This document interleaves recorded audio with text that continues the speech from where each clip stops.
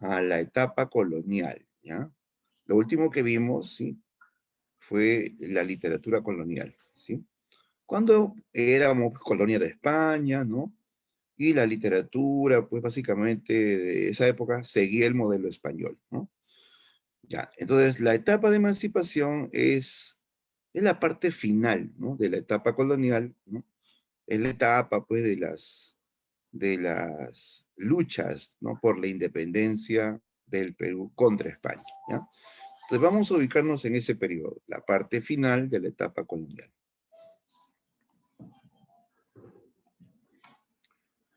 Bien, entonces arrancamos. La etapa de la emancipación, ¿no?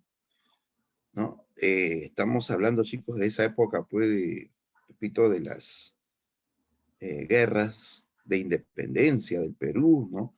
La época de los patriotas, de los héroes, ¿no? Los héroes de verdad, pues, ¿no? Aquellos que dieron su vida, ¿no? Por el Perú, ¿no? Por la libertad del Perú cuando éramos colonia de España, ¿ya? Y vamos a hablar aquí de un poeta que fue también héroe de la independencia, poeta que murió fusilado, ¿no? Por los españoles en esta etapa. ¿De quién estamos hablando, chicos? ¿Qué poeta murió fusilado en la Guerra de Independencia? ¿Mm? ¿Qué poeta murió en la Guerra de Independencia?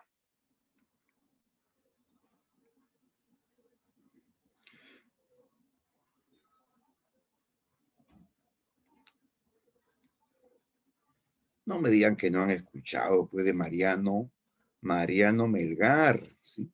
Mariano Melgar, el poeta de los Yarabíes, ¿ya?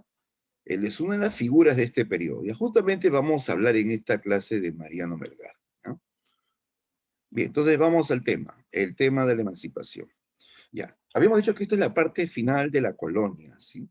Comienza en el año 1780 con una gran rebelión indígena.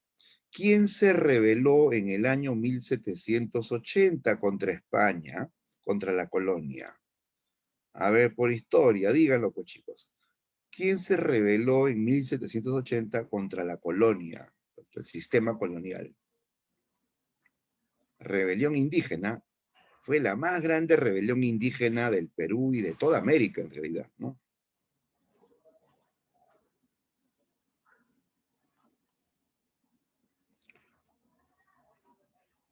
¿Han hecho o no ese tema, chicos, en historia?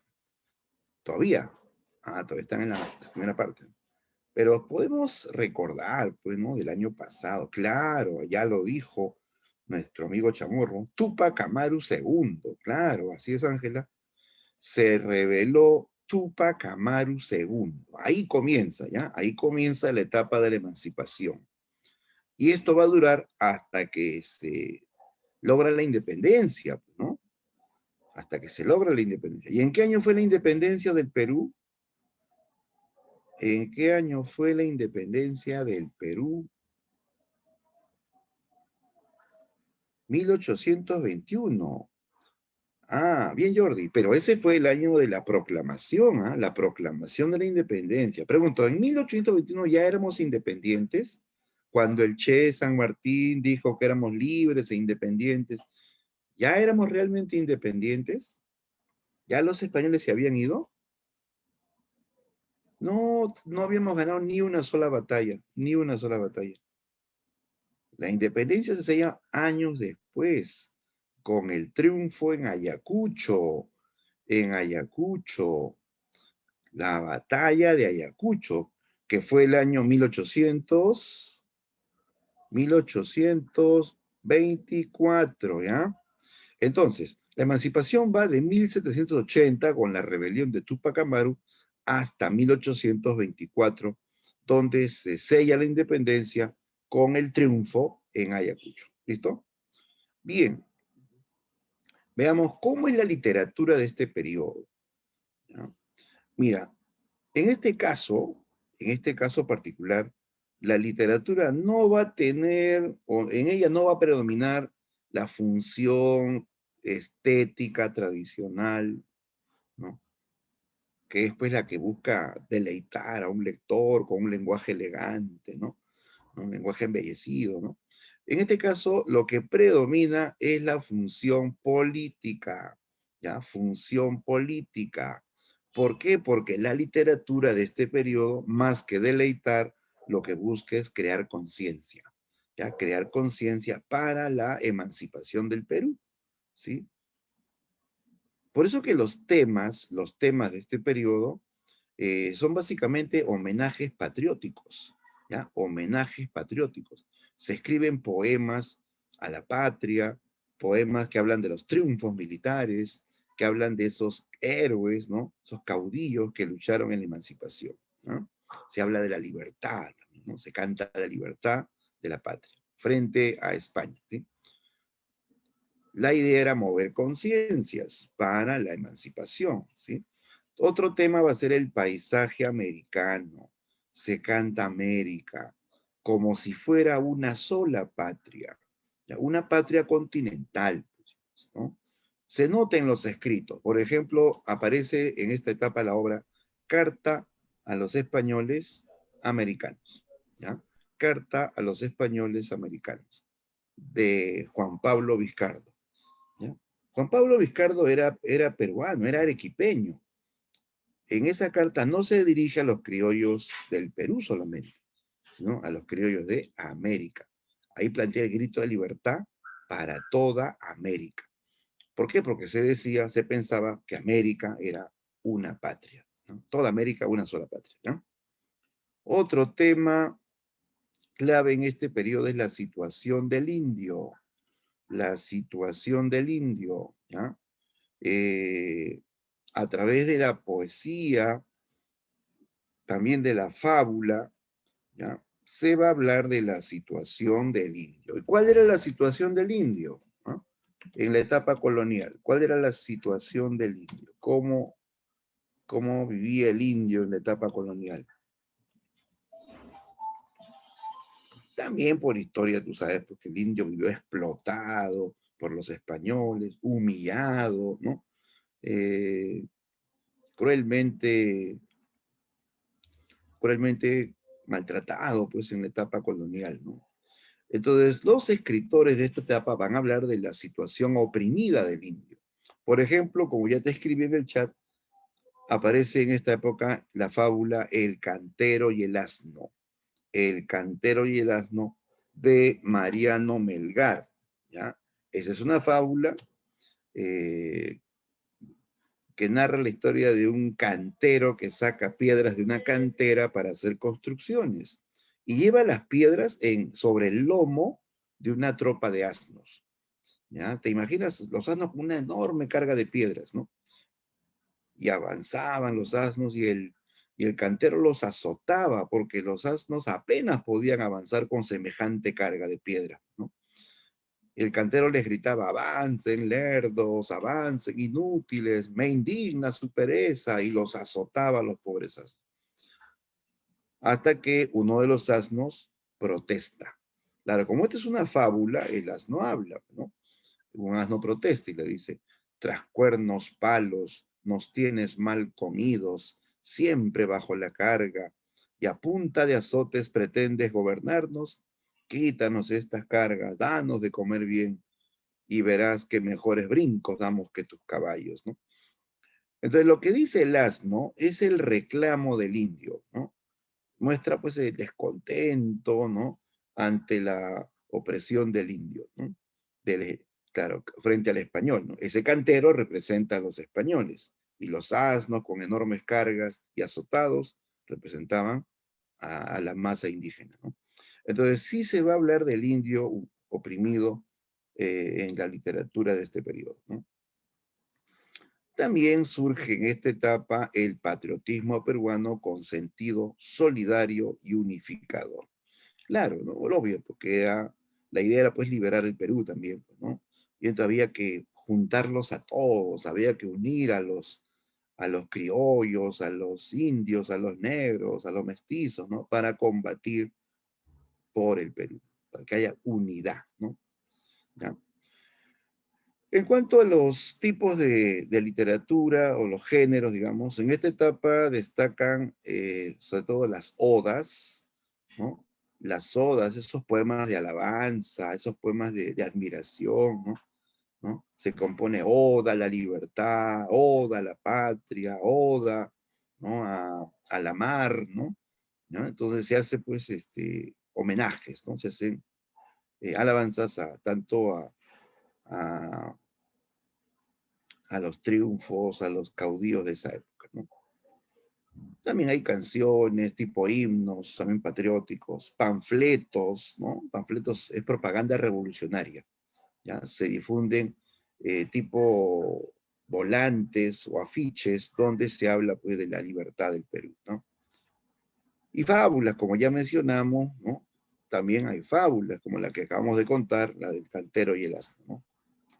Todo esto se va incluso muchas veces a publicar o a transmitir a través del periodismo. Ya, el periodismo juega un rol importante en esta época.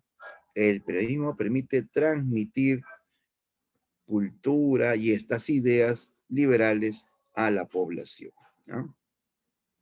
Ahora, en cuanto ya al estilo literario, ojo con esto, ¿no? El estilo literario dominante en esta etapa es el llamado neoclasicismo, ¿ya? El neoclasicismo, que es una tendencia literaria racional y que se apega a reglas de creación artística, ¿ya? Se basa mucho en reglas, en reglas, ¿ya? Esto viene como un remanente de la etapa anterior colonial, ¿ya? Entonces, los autores de esta etapa escriben con estilo neoclásico, racional, normativo, ¿no?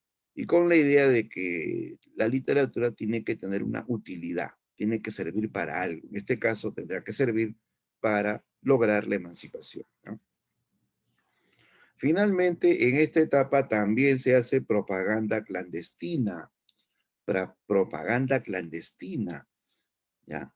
O sea, se hace propaganda revolucionaria secreta, ¿no? A escondidas prácticamente. ¿Por qué? Porque era de carácter subversivo, claro, de carácter subversivo contra el régimen colonial. Se publicaban, pues, arengas a la lucha, críticas, insultos a los españoles, ¿no? Al rey de España, o sea, tenía un carácter subversivo, por eso que esto tenía que circular en forma clandestina, incluso anónima, obvio, porque si ponía su nombre, lo buscaban y lo fusilaban, ¿no? Entonces, la literatura de esta época, como se ve, busca contribuir a la emancipación del Perú.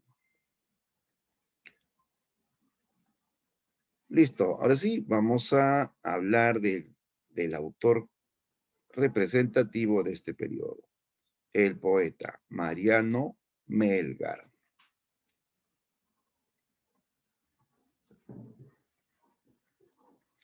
Mariano Melgar Valdivieso. A ver, ¿qué sabemos de Melgar, chicos? ¿Dónde nació Melgar? ¿De dónde es Mariano Melgar? Incluso hay un equipo de fútbol en su honor, ¿sí o no? Claro, ¿de dónde es Mariano Melgar? ¿Dónde nació? En Arequipa, bien Valeria, claro. Él es arequipeño, igual que el equipo de fútbol, ¿no? El Melgar de Arequipa, ¿no? Claro. Ya. Nació en Arequipa en el año 1790, ¿ya? Fue hijo de don Juan de Dios Melgar y doña Andrea de Valdivieso. ¿Ya? Sus padres fueron españoles, él nació en América. ¿Cómo le llaman a los hijos de españoles nacidos en América? Hijos de españoles nacidos en América, ¿no? Ellos eran los criollos, ¿ya? Y justamente en esta época son los criollos los que van a escribir la literatura de la emancipación. Son los criollos los que están dirigiendo también este proceso de emancipación. Es que los criollos pues los perjudicaron en esa época. Mira. los criollos ya no van a poder, según las leyes que llegan de España, ya no van a poder ocupar cargos públicos, ningún cargo público. Todos los cargos eran para los chapetones, o sea, hijos de españoles nacidos en España, ¿no? Y los criollos saltan, pues se sienten marginados. ¿Por qué me marginas si yo soy igual de blanco que tú? Le decían, ¿no? Los criollos a los españoles, ¿no? Entonces los criollos descontentos comienzan a planear la emancipación con la ayuda de los indios, de los negros, de los mestizos, ¿no? Entonces Melgar era criollo, criollo, arequipeño, ¿ya? Que tuvo, pues, una, una vida legendaria. Sí, Melgar también fue un hombre muy instruido, ¿no? Él fue poeta, fue músico, pintor, astrónomo, místico y sobre todo patriota, ¿ya? Dicen que era prodigioso, que a los 3 años aprendió a leer y escribir. A los 3 años aprendió a leer y escribir. A los 4 años escribía correctamente. ¿Tú a qué edad has aprendido a leer y escribir correctamente?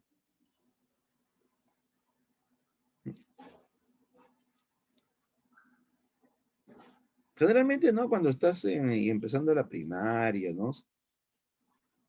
6 años, ¿no es cierto?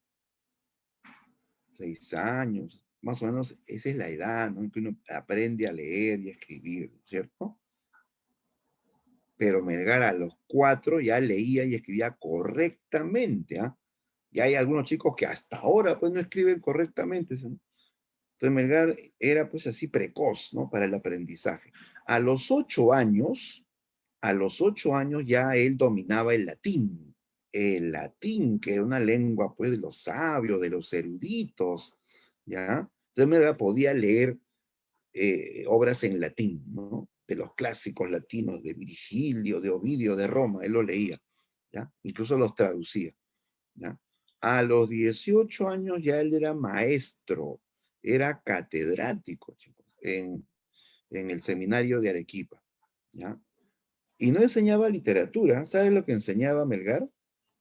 Él enseñaba matemáticas, física, filosofía, retórica, ¿no?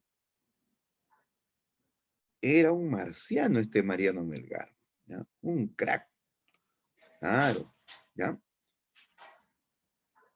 Pero nos interesa ahora la cuestión literaria. Melgar, chicos, en literatura, por su poesía, va a ser considerado precursor del romanticismo en el Perú, ¿ya?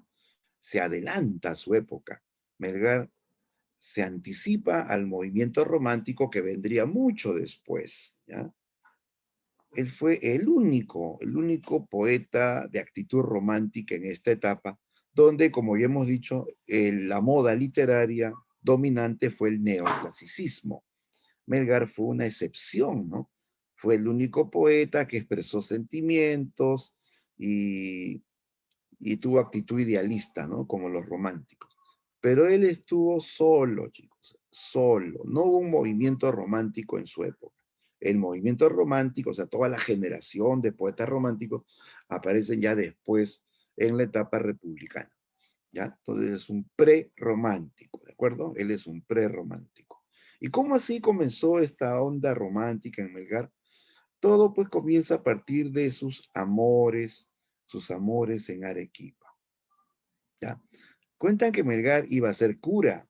Su padre había decidido que él sea sacerdote. Lo había desde niño, lo había metido en un seminario donde se forman los curas, pues. Aunque no todos los que van a un seminario terminan siendo curas, ¿no? Melgar menos, pues él no quería ser cura, ¿no? Él era pues un chico así bien soñador, bien enamoradizo. Le gustaba ir a esas peñas donde escuchaba música y también habían poetas, ¿no? Entonces, él, en esa época en que estaba estudiando en el seminario, tuvo su primera ilusión amorosa. Su primer amor, su primera ilusión fue Manuela Paredes, ¿ya? Manuela Paredes, a la cual él le pone el sobrenombre de Melisa, ¿ya? Que era una chica arequipeña, hija de un médico ilustre, ¿no? Fue su primer amor, Manuelita Paredes, ¿ya? Pero según la biografía de Melgar, esta Manuela le sacó la vuelta. Le sacó la vuelta con su chaperón, ¿ya? Y ahí viene la primera decepción, pues, de Melgar. Y él escribe sus primeros versos, ¿no? Eh, a raíz de esta decepción. Hay un verso del que dice, sepa pues la cruel Melisa que a mí no me cautiva la mujer esquiva que me hace padecer. La cruel Melisa, mujer esquiva que me hace padecer, ¿no? Ya, pues así la inmortalizó Melgar a Manuela Paredes, llamándola Melisa, ¿ya? Pero después viene su musa principal. Después de esta primera decepción, viene un segundo amor, ¿ya? Él se enamora de su prima María de los Santos Corrales. María de los Santos Corrales, a la cual le va a llamar en sus poemas y en la vida real también le va a llamar Silvia. Silvia, ella es la musa principal de Mariano Melgar. A ella le dedicó sus yarabíes, ¿ya? María de los Santos efectivamente era su prima, ¿sí? De repente algunos se sorprenden, ¿no? Bueno, pues te diré que en esos tiempos era muy común, ¿ah?, que las primeras experiencias amorosas ocurrían así entre primos. Claro, antes pues las familias se reunían, había una fiesta, un cumpleaños, se juntaban las familias con todos los hijos, ¿no? Pero los adultos en una sala, los chicos en otra sala, y se ponían a jugar, pues, ¿no?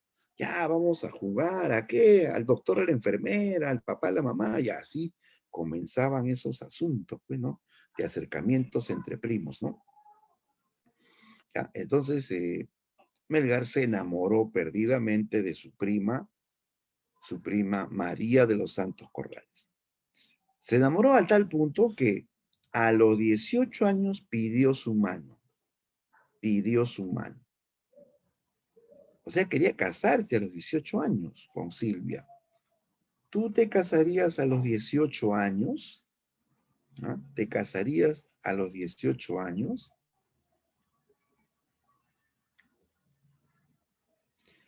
No, sí o no, Jordi. Claro, ¿qué te vas a casar a esa edad? No has vivido, ¿no? No has logrado metas en esa etapa todavía, ¿sí o no?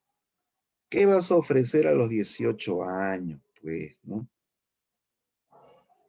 Tu corazón, allá, solo amor. Pero de amor nada más no se vive, pues chicos, ¿sí o no? Claro. Pero cuando uno está enamorado es así, pues, ¿no? Y Melgar quería casarse a los 18 años, ¿ah? ¿Ya? Entonces va donde el papá de Silvia y pidió la mano.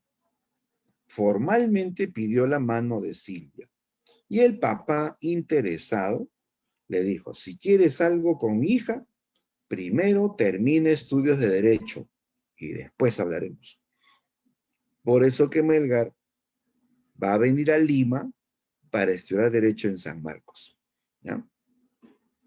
Ya había comenzado la relación con Silvia, estaba enamorado de ella, pues, y le pidió, pues, ¿no?, que le espere, ¿no?, hasta su retorno. Hicieron promesas de amarse siempre, de que volviendo se casarían y todo, pues, ¿no? Silvia dijo, ya anda nomás, yo te espero, ¿no? Melgar viene a Lima y comienza a estudiar Derecho en San Marcos, ¿ya? Y San Marcos, pues en esa época ya existía, claro, San Marcos era un foco de ideas liberales. A San Marcos llegaban las ideas de la Revolución Francesa, ¿no? De la Revolución Norteamericana, ¿no? La Ilustración y toda esa onda, pues, ¿no?, revolucionaria, ¿no? Entonces, ahí conoce a liberales, a intelectuales liberales que ya, pues, van planteando reformas, ¿no? Planteando reformas. Conoció, por ejemplo, a José Baquijano y Carrillo, ¿ya? Baquijano y Carrillo, que era abogado y catedrático en San Marcos. A Hipólito Unanue, que fue médico y también era catedrático en San Marcos, en la Facultad de Medicina de San Fernando, ¿no? ¿Ya? Entonces, él conoce a intelectuales liberales que hablaban de reformas para el Perú. Y Melgar, pues ya estando en Lima, se une, se involucra ya con la idea emancipadora. Melgar incluso se vuelve separatista, separatista. O sea, él no solamente quería reformas, él quería ya romper definitivamente con España, ¿no? Melgar en esa época escribe poemas patrióticos, escribe su oda a la libertad, ¿no? Cuestiona el sistema colonial, se hace amigo de los indios, ¿no? Entonces ya estaba muy involucrado con la gesta emancipadora. En vacaciones vuelve a Arequipa para reencontrarse con Silvia, ¿no? ¿Ya? Y resulta que al papá de Silvia le han llegado pues los, los comentarios, los rumores de que Melgar era un liberal, un masón, ¿no? Que criticaba el sistema colonial, que criticaba al rey de España, que era amigo de los indios. Entonces el padre le prohibió la relación con Silvia y lo echó de su casa y le, repito, prohibió pues que se acerque a su hija. Melgar se va pues eh, enojado y humillado, ¿no? Busca a Silvia para que lo consuele y Silvia también rompe con él. Ella, ella termina con Mariano Melgar y le dice que ya está comprometida, que su padre la ha comprometido con, con un hombre importante, ¿no? Sí, Silvia ahora estaba comprometida con el hijo de un virrey, ¿no? Del que había sido virrey, el virrey Amat, ¿ya? Estaba comprometida con Manuel Amat, que era hijo del antiguo virrey Amat, ¿ya? Ya, pues Melgar sufre a raíz de esta segunda decepción. Silvia se va de su lado, ¿no? Está comprometida con otro hombre, ¿no? Y Melgar, pues, no acepta, no, él está detrás de Silvia durante buen tiempo, insistiendo que vuelva a su lado, y detrás, pues, pero Silvia terminó casándose con el hijo del virrey, ¿ya? Esta es la decepción, pues, que lo deprime más, ¿no?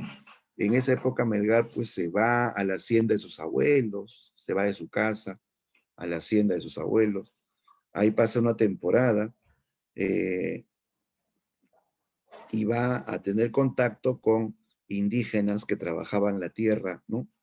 Y que al final de sus faenas cantaban en quechua. Cantaban así canciones sentimentales en quechua, canciones de amor, pero en quechua, que venían desde la época incaica, ¿sí? ¿Se acuerdan de esos poemas en quechua de tema amoroso? Los famosos, eh, los famosos arawis, ¿ya? A ver, lo voy a escribir. Arawi, ¿ya? El arawi era un canto, pues, de amor en quechua, ¿ya? Canto de amor en quechua. Melgar escuchaba a los indios cantando los arawis. Y él, pues, a él le va a gustar, pero ¿no? Qué sentimentales son esos poemas, ¿no? Qué melancólicos, qué tristes, se parecen a mi tristeza, decía, ¿no? La poesía española es muy fría, decía, ¿no? Entonces Melgar se va a identificar con el araui de los indios, ¿no?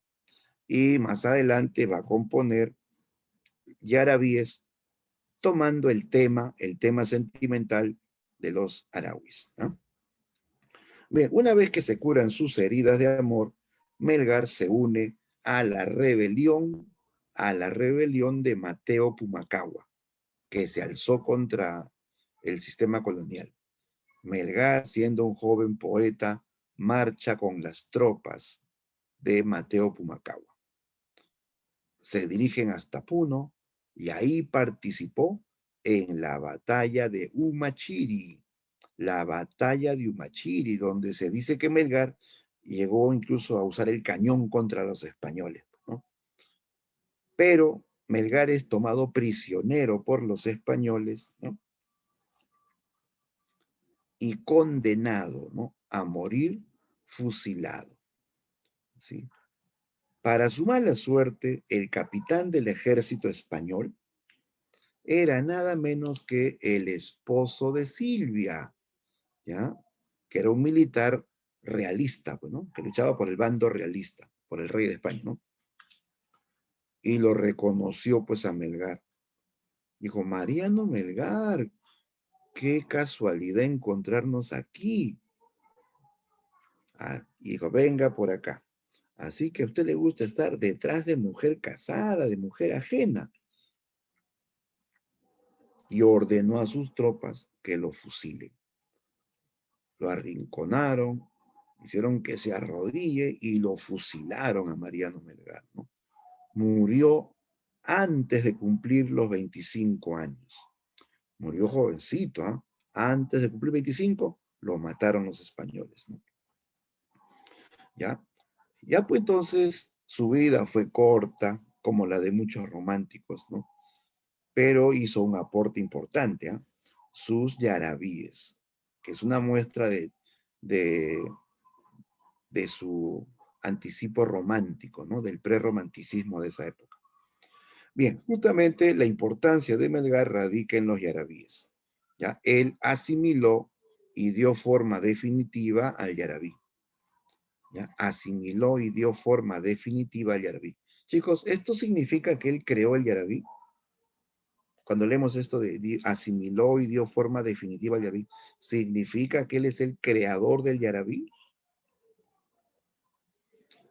Porque algunos dicen eso, ¿no? Melgar es el creador de los yarabíes. Eso es falso, chicos. Melgar no creó, no inventó el yarabí. Él asimila un yarabí que ya existía y le da forma definitiva. O sea que él le dio forma culta, le aumentó el nivel a un yarabí que ya existía en, en Arequipa. ¿Ya? Mira, los yarabí o el yarabí deriva del arahui. ¿Ya? El arahui está en quechua, el yarabí está en castellano. ¿Ya? El yarabí existía en Arequipa y en otras provincias también, como un canto en castellano, con guitarra, ¿ya? Con guitarra, de tema sentimental, pero con un lenguaje bien sencillo, un lenguaje sumamente popular, ¿ya? Tan sencillo que la gente, ¿no?, más instruida, más culta, decían: yo no escucho esa música marginal, decían, ¿no?, porque tenía un lenguaje muy simple. Entonces Melgar a ese yarabí de lenguaje simple le da lenguaje culto, nivel culto. Él le aumenta el nivel, ¿ya? Ese es el aporte, haber dado forma definitiva al yarabí, con formas cultas de la poesía neoclásica. Claro, porque Melgar es un criollo, él no es indio. Melgar no habla en quechua, habla en castellano. Y por su formación, ¿no?, él va a poder dar nivel culto al yarabí que ya existía. ¿Listo? Entonces él le dio nivel culto al yarabí. Veamos algunos ejemplos de yarabí. Los yarabíes son poemas sentimentales, ¿no? Poemas donde él habla del desamor, de la desilusión amorosa, ¿no?, por este desencuentro con Silvia, ¿no?, con su prima Silvia. Todos los poemas tienen que ver con tristeza, con melancolía por la ausencia de la mujer amada. Veamos, por ejemplo, el Yarabí 1. Ahí está el Yarabí 1. ¿Ya? Veamos el poema 1. Dice: todo mi afecto puse en una ingrata, y ella inconstante me llegó a olvidar. Si así se trata, un afecto sincero, amor, amor no quiero más amar. Juramos ser yo suyo y ella mía. Yo cumplí, y ella no se acordó más. Mayor falsía, jamás hallar espero. Amor, amor no quiero no quiero más amar. ¿Ya? Este es un yarabí melgariano, donde se nota, pues, primero que el lenguaje ya no es tan simple, es un lenguaje más elaborado, ¿no? Más poético.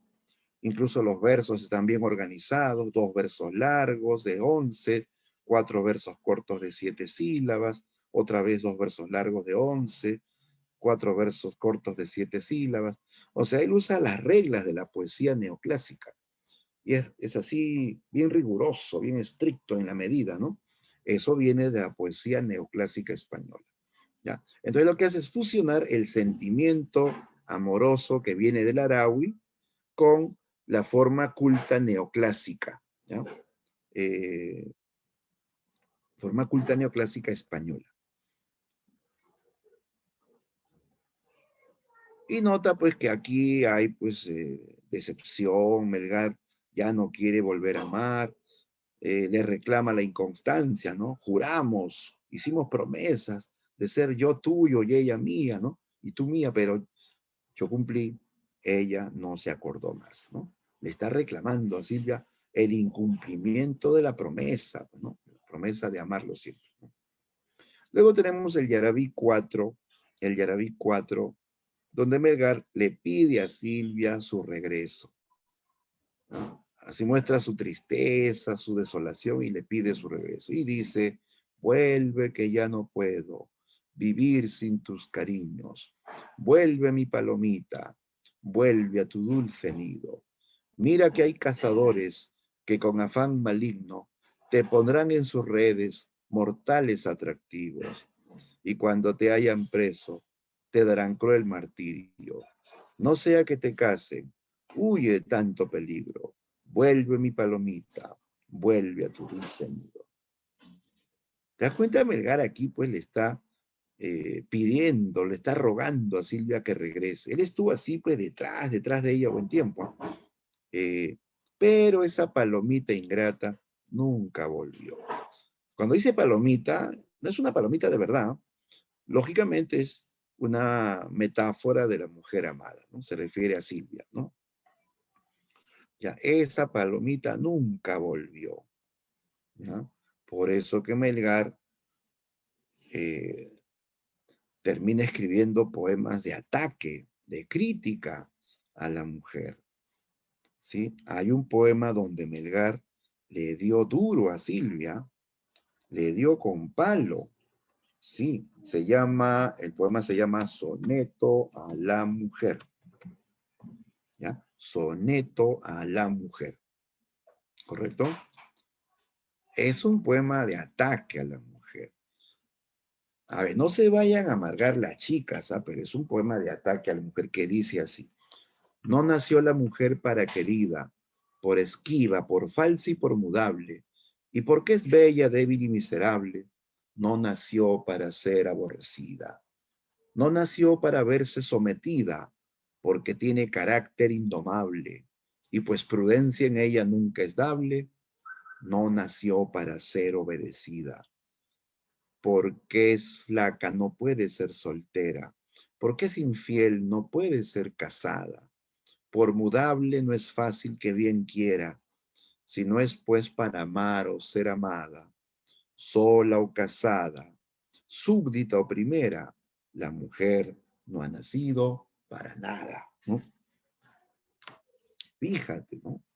Melgar sentencia ahí a la mujer, que es ingrata, que es inconstante, que es infiel, dice, ¿no? No la quiero ni sola ni casada, ¿no? La mujer no ha nacido para nada, dice, ¿no? Se nota ahí pues el despecho de Melgar frente al desamor de Silvia, ¿no? Él decía, pues yo he nacido para amar a Silvia, pero Silvia no se deja amar, entonces ¿para qué diablos ha nacido? ¿No? Melgar razonaba de ese modo, ¿no? Melgar decía lo que sentía, chicos, ¿no? Su tristeza, su frustración, sus arrebatos, incluso su furia, ¿no? Lo expresaba en la poesía.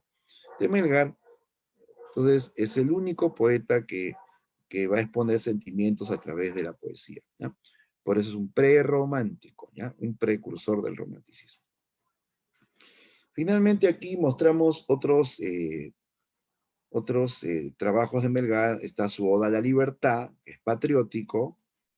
Por acá tengo otra fábula de Melgar, Los Gatos, ¿no? Los gatos que simbolizan a los peruanos, a las diferentes razas que hay en el Perú y que estaban desunidos, se peleaban con un perro, pero como estaban desunidos, el perro gana, ¿no? El perro los mata, ¿no? Melgar pide, ¿no?, unidad a los peruanos para luchar contra España, ¿no? Y finalmente tenemos por acá sus traducciones. Melgar dominaba el latín y él traduce obras del latín al castellano, ¿ya? Él tradujo, por ejemplo, Remedios de Amor del poeta romano Ovidio, ¿ya? Lo traduce con el título El arte de olvidar. Le cambia el nombre, ¿no? El arte de olvidar. También tradujo Las Geórgicas del poeta romano Virgilio. Ya entonces Melgar dominaba el latín y pudo hacer traducciones del latín al castellano. ¿Listo? Muy bien. ¿Alguna pregunta hasta aquí, chicos? Porque vamos a entrar a la parte práctica, ¿ya? A las preguntas del tema.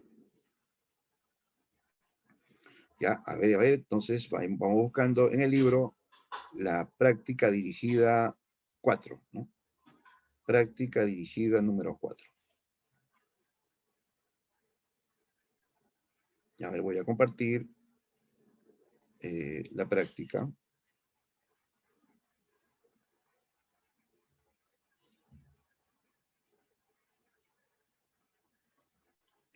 Ya, a ver, todos con su libro.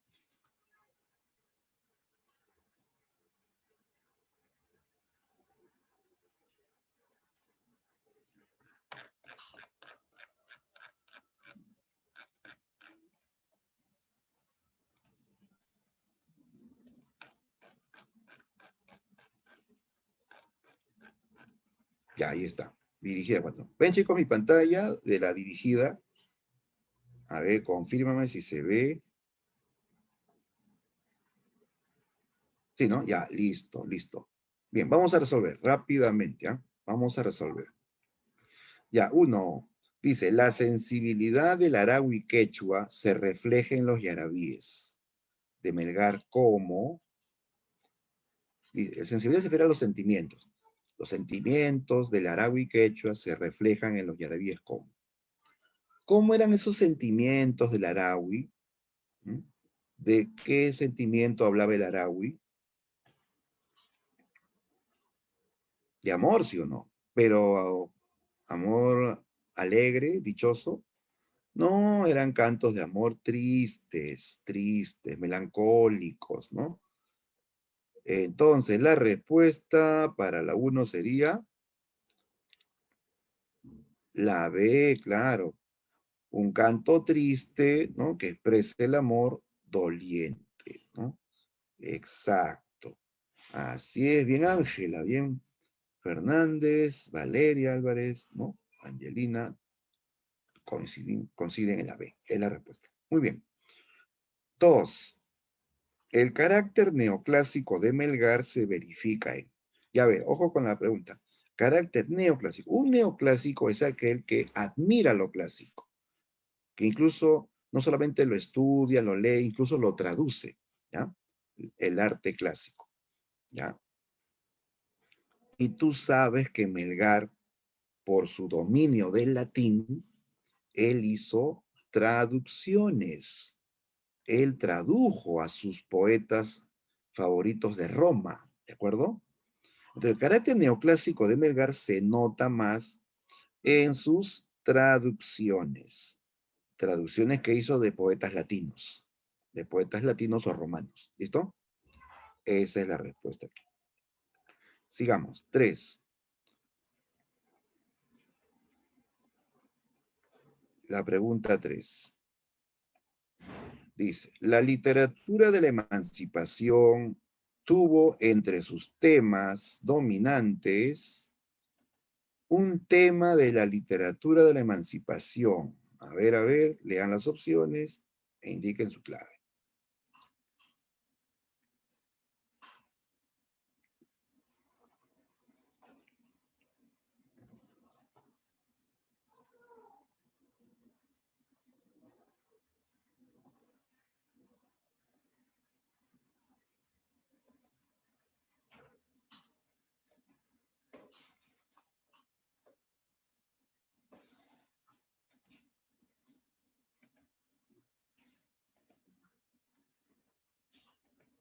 ¿Listos? Ya tenemos claves.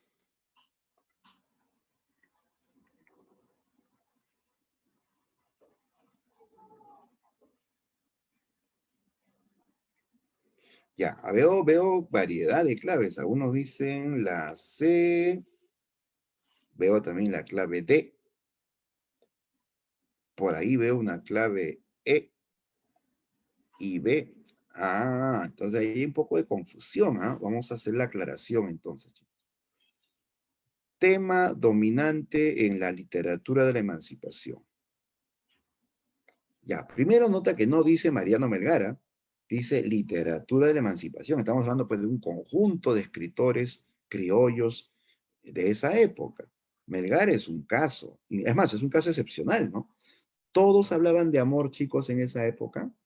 Todos los criollos, los escritores criollos hablaban de amor contrariado, no. El único que habló de eso fue Melgar, ¿ah? ¿Acaso Baquíjano, Juan Pablo Vizcardo, Joaquín Olmedo, Faustino Sánchez Carrión no escribían de amor? Ellos hablaban de la patria, de la libertad, ¿no es cierto? La independencia, ¿no? Entonces, me están preguntando por la literatura de la emancipación en general, ¿ya? Descartamos la B. La D, la cultura andina. Cultura andina. Cultura andina se refiere pues a ese conjunto, ¿no? De costumbres, de creencias, ¿no? Del mundo andino, ¿no? Incluyendo sus fiestas, incluyendo su visión del mundo, su visión mágica del mundo. Una cosa es hablar de la explotación del indio y otra cosa es de la cultura andina. Es totalmente distinto. Aquí no se habla de la cultura andina, se habla de la situación oprimida, explotada del indio, pero no de su cultura, ¿no? La E, exaltación de la colonia. Exaltar es admirar, elogiar. En esta etapa los escritores elogian la colonia. No, pues si son rebeldes, ellos van a criticar la colonia, ¿ya? Ya, entonces nos quedan la A y la C. Entre la A y la C, ¿cuál es tema de la literatura de la emancipación?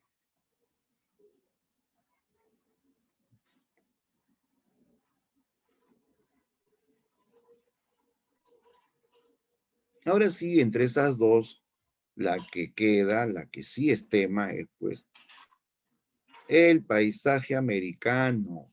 Los autores de esta época hablan de América como una sola patria, ¿no? Hablan de la tierra americana como si fuese una sola patria, ¿no? ¿De acuerdo? Invasión española, invasión, o sea, cuando recién vienen los españoles, solo trataron los cronistas, ¿sí? En la etapa anterior, ¿correcto? Ya entonces, un tema de esta época, junto con los temas patrióticos, está el tema del indio explotado y el paisaje americano, ¿ya? Esa es la clave, clave C, ya. Es bueno, sí, tener así varias claves en el sentido de que nos permite hacer aclaraciones, ¿no? ¿Ya? Nos permite hacer las explicaciones por qué no es y por qué la C sí es, ¿no? Y ahora sí, listo, muy bien, sigamos, vamos a la 4.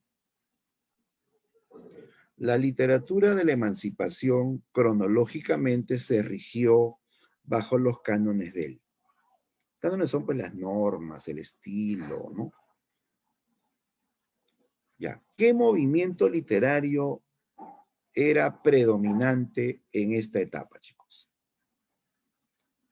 ¿Qué movimiento está predominando en esta etapa?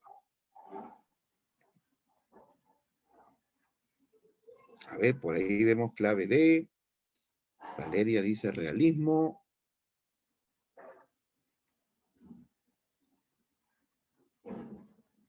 Ya, ¿cuál es? ¿Cuál es? ¿Realismo, neoclasicismo, romanticismo? ¿Cuál es el movimiento que está predominando en esta etapa?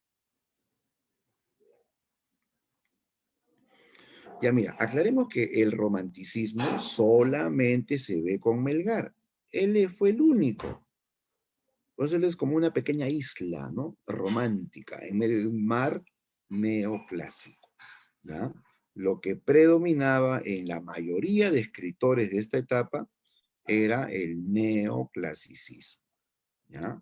Melgar también fue neoclásico, ¿no? Pero además anticipó el romanticismo, ¿ya? Ya, para esta pregunta, ¿qué movimiento rigió, dominó la literatura de la emancipación?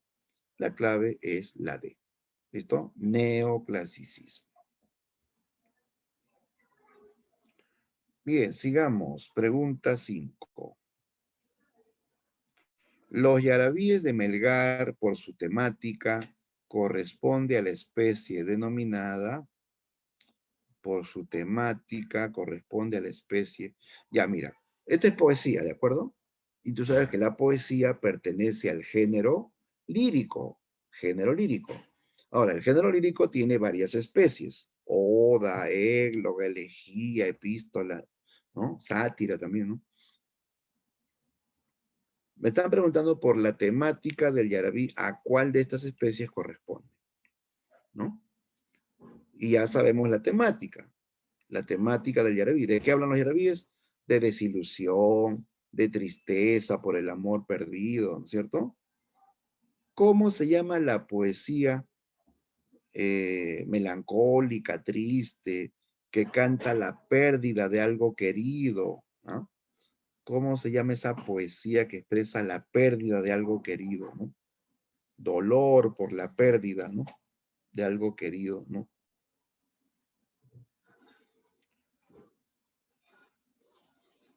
A ver, ya veo tus claves.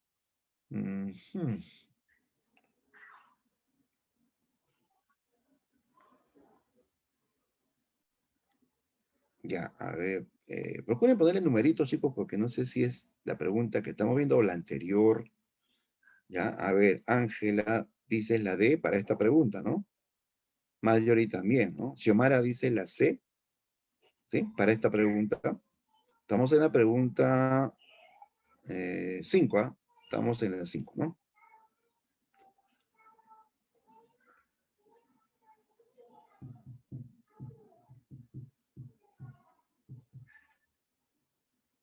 Cinco, ¿no? Claro, 5D.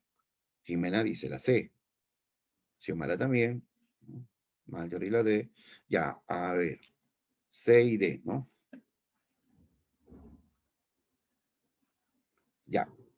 Madrigal y elegía. Un madrigal es un poema de amor, pero no es triste, no es triste. Es un poema de amor donde uno declara el amor, uno está hasta optimista por el amor, ¿no? En cambio, una elegía es triste. Una elegía habla de un amor perdido, ¿no? Entonces, en este caso, los yarabíes también habla de tristeza, melancolía por el amor perdido, ¿no? La respuesta, por lo tanto, es dedo. Elegía, ¿ya? Los yarabíes se pueden clasificar como elegías dentro del género. ¿Qué género, chicos? ¿Dentro de qué género? ¿A qué género pertenecen los yarabíes? Lírico. Muy bien, Marjorie.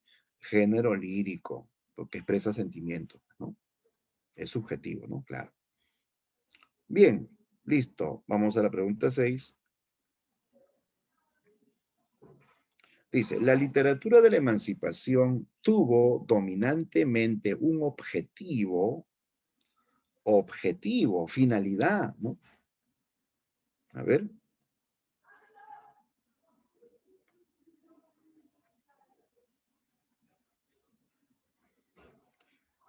Bien, Balvin, correcto. Político, exacto, ¿no? Finalidad política. Claro, es la D. El fin es político. ¿Qué, profe? ¿No es estético, poético, poético? Mira, normalmente la literatura tiene fin estético, es decir, eso es cierto, ¿eh? Chicos, creo que se fue la pantalla. A ver, ratito.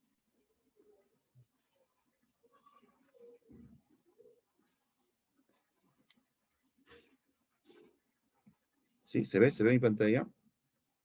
¿Sí, no? A ver, ahí estamos. Ya, ahora sí. Ya. Normalmente la literatura tiene fin estético poético, normalmente, ¿no? Pero en este caso de la literatura de emancipación, la literatura tuvo más fin político, ¿ya? Fin político. ¿Por qué? Porque se escribía con el fin, pues, de mover conciencias para lograr la emancipación del Perú. Por eso que hablaban de la libertad, de la patria, los triunfos militares, el indio explotado, ¿no? Porque la idea era, pues, que había que cambiar eso, que había que romper con España, ¿no? ¿Ya? Entonces, la literatura de esta etapa tuvo fin político, ¿ya? Político. Incluso Melgar. Melgar no solamente escribe poesía sentimental, Melgar también tiene su poesía patriótica, ¿no? Como Oda a la Libertad, que es un poema muy patriótico, o sus fábulas que hablan del indio explotado o de los peruanos desunidos en la guerra, ¿no? Entonces hay pues la idea de colaborar con la emancipación, ¿no? Muy bien, sigamos. La 7. La 7 dice, con Melgar el Aragui Quechua adquirió,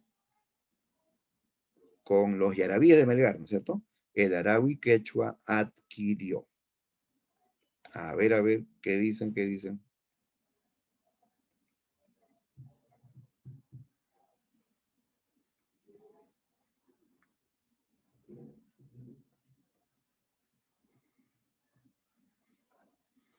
Ujú. Veo tus claves, por ahí veo una D,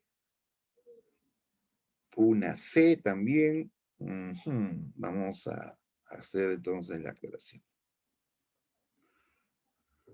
C y D. Claro, está entre esas dos, ¿no? El tema amoroso o la forma culta. Ya, pero la pregunta dice, con Melgar, el Aragui Quechua adquirió. O sea, se entiende que Melgar le añadió algo, porque el Aragui ya tenía una parte y Melgar le añade algo, ¿sí o no? ¿Qué tenía el Aragui? El Aragui tenía el sentimiento, el sentimiento de amor triste. Y lo que Melgar le agrega es la forma culta castellana. Porque Melgar es un criollo bien instruido, no es un indígena, no habla quechua. Lo que él combina es ese sentimiento amoroso del Aragui con la forma culta neoclásica que él, que él conoce, que él domina, ¿no? ¿Ya? Entonces no puede ser tema amoroso porque eso ya está en el Aragui. Eso ya está en el Aragui. Lo que Melgar añadió fue la forma culta castellana. Esto, chicos, vino en el examen de admisión de la San Marcos, ya hace unos años atrás, ¿no? Y pues muchos estaban en duda de 3 a 2, ¿no? Y muchos marcaban la C también. Pero hay que entender la pregunta. ¿Qué es lo que Melgar le añadió? ¿No? Que dice, adquirió es algo que se añade, ¿no? No es algo que lo posee, ¿cierto? ¿Correcto? La clave es la de forma culta castellana. ¿Ya? ¿De acuerdo? ¿De acuerdo? Esa es la idea. Ajá, muy bien. Sí, la mayoría coincide en la D, ¿no? Correcto. 8. El carácter neoclásico de Melgar se verifica en... A ver, el carácter neoclásico de Melgar se verifica en...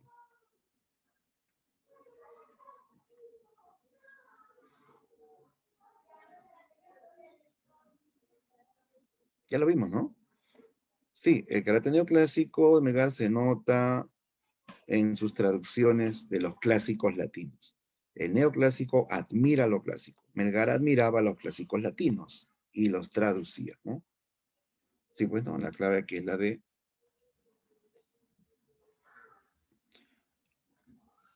Pregunta 9. A ver, hacemos la 9. Dice, marque la alternativa que completa correctamente el siguiente enunciado. El aporte de Mariano Melgar en la evolución e historia del yarabí mestizo se evidencia cuando el aporte de Melgar en la historia del yarabí mestizo.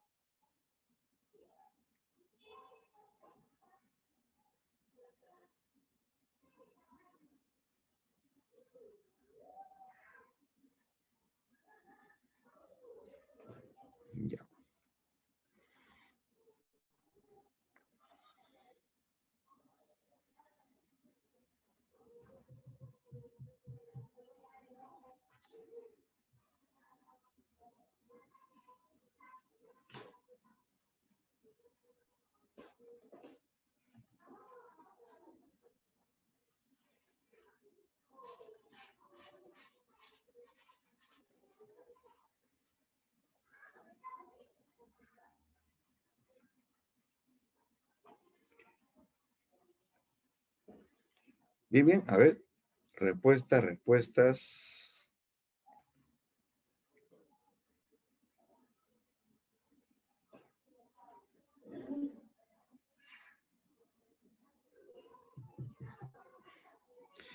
Correcto, bien Marjorie, bien Ángela, la clave es la A. Melgar introduce formas cultas y las combina con el tema del Arau. Esa es la definición de un yarabí.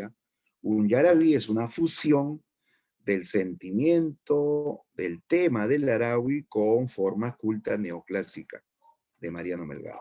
¿Ya? O sea, le aumentó el nivel. Definitivamente Melgar le aumentó el nivel al yarabí popular. Él lo perfeccionó, ¿no? Le dio alas para volar como literatura, ¿no? Listo. Muy bien. Clave, clave. Entonces, avión.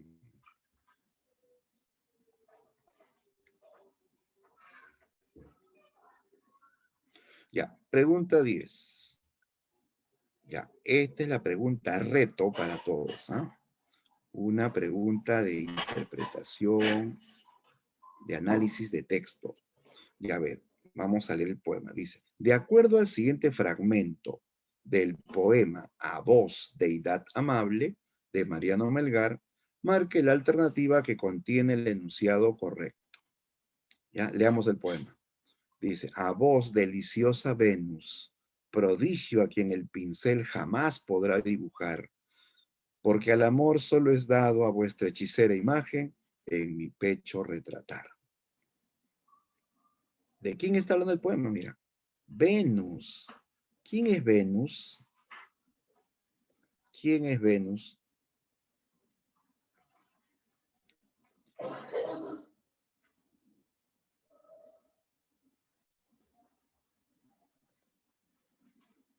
Y nota que el título del poema se llama A vos, deidad.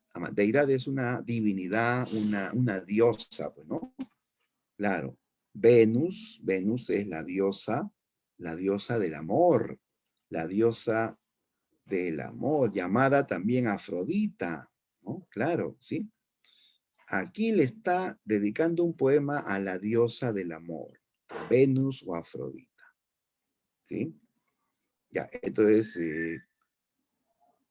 en base a eso reviso las alternativas y una de ellas se asocia, ¿no? Una es correcta sobre el texto.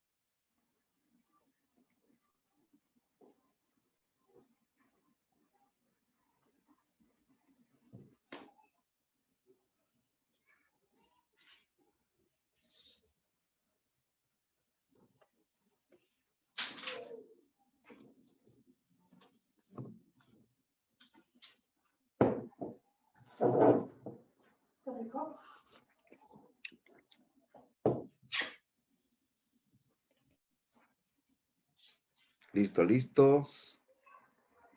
Vamos descartando también, ¿no? A ver, la A, los versos expresan el mestizaje entre la literatura popular y el araui. Aquí para nada se nota la influencia del araui. No hay ese tono triste, ¿no? Del amor, ¿no? De los arauis, ¿no? No hay. Aquí no se nota la influencia del araui. La, ¿no? La B dice, la influencia del neoclasicismo limita la difusión de la emoción indígena.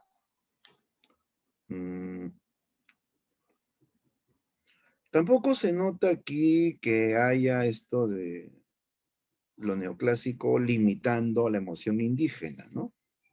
O sea, no se nota en ese poema que se dé ese choque entre neoclasicismo y emoción indígena, ¿no?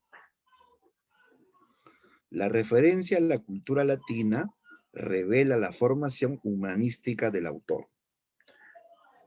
Referencia a la cultura, o sea, cultura latina es pues saber sobre la cultura de los griegos y los romanos. Eso es cultura, en este caso latina, cultura de los romanos, ¿no? Recuerda que Melgar domina el latín y él estudia a los clásicos latinos o romanos. Por eso que cuando él escribe poemas, él menciona esos personajes, ¿no? Esos dioses o esos héroes de la cultura latina, ¿ya? Esto sí está bien, ¿ah? La referencia a la cultura latina, como Venus, es un elemento de la cultura latina, revela la formación humanística del autor. Humanistas le dicen a los estudiosos de la cultura clásica, ¿no? Y eso es cierto, Melgar fue estudioso de la cultura clásica latina. De ahí que él traduce, de ahí que él escribe poemas donde menciona a personajes de la cultura latina, ¿no? Esa es, chicos, esa es la respuesta, ¿no? Melgar fue un estudioso de la cultura latina. ¿Listo? Muy bien. Clave C. Profe, la D dice referencia a la literatura española. A la literatura española. Venus no tiene que ver con la literatura española. Venus es una divinidad de la cultura latina, la cultura romana. ¿Sí? Para los romanos, Venus es la diosa del amor. ¿Sí? Listo, esa es la clave. Profesor, Sí, dime, ¿me pregunta. podría ayudar en la pregunta uno de la domiciliaria? La 1 de la domiciliaria. Profesor. A ver. Ah, sí, las alternativas están bien cercanas, ¿no? Sí, por eso, por eso. Mm.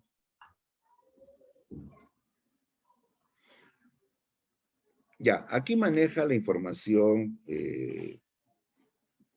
digamos, precisa que hemos tratado de aclarar aquí. Acerca del Yarabí, por ejemplo, dice, él es el creador del Yarabí, él lo inventó. Tú ya sabes que él no lo inventó, él lo perfeccionó, él le aumentó el nivel nada más, no lo inventó, ¿no? Ahí descartamos la A. Ya, otra cosa, no es lo mismo iniciador que precursor, no es lo mismo. Iniciador es cuando ya está el movimiento de moda, cuando ya hay muchos escritores y siempre hay un primero, ¿no? Un iniciador. Muchos escritores románticos en este caso. Pero Melgar vivía en una época donde no habían escritores románticos, él fue el único caso, ¿no? Y cuando uno se adelanta, cuando uno está antes de que surge el movimiento, tú ya sabes cómo se le dice, ¿no? ¿Ya? Con esa aclaración ya podrías responder la pregunta. Sí, gracias, profe. ¿Sí? Ya, listo. Muy bien. Ya, chicos, sí, Profesor, voy a colocar justo tres profesor, preguntas de aquí. Sí, sí, dime, pregunta. ¿qué se refiere en que Melgar cultivó? Ah, disculpa, no te escuché muy bien. ¿A qué se Repite. refiere que Melgar cultivó? Melgar cultivó Sí, en la ¿a 2. qué se refiere? Ajá. Ah, ya, cultivó es ¿qué tipo de obras escribió? Cultivar es dedicarse a un tipo de arte, pues, ¿no? O sea, ¿qué tipo de obra escribió? Melgar escribió No sé, profe. crónicas, ensayos, fábulas, ¿no? Ah, pero dice poesía, ¿no? La pregunta dice, además de poesía, o sea, aparte de poesía, no consideres la poesía. Además de poesía, Melgar escribió, cultivó, ¿no? A esa es la idea de la pregunta, ¿no? ¿Ya? Muy bien. Ya. Chicos, en 2 minutos comienza el temático. ¿Ya? Entonces, a ver, vamos a esperar porque está programado a las 9:45. ¿Ya? Entonces, en 2 minutos comenzamos el temático. Pueden, si gustan, salir un momentito al baño, etcétera, ¿no? Para poder empezar el temático, ¿ya? Entonces, en 2 minutos, en 1 minuto ya empezamos el temático.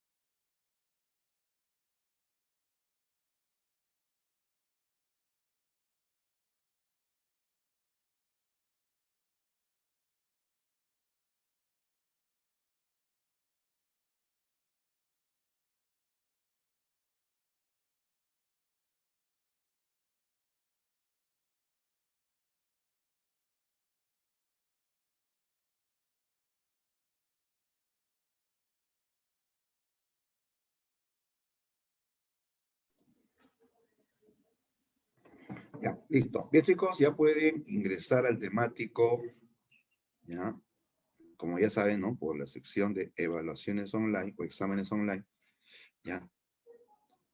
Podemos ingresar al temático.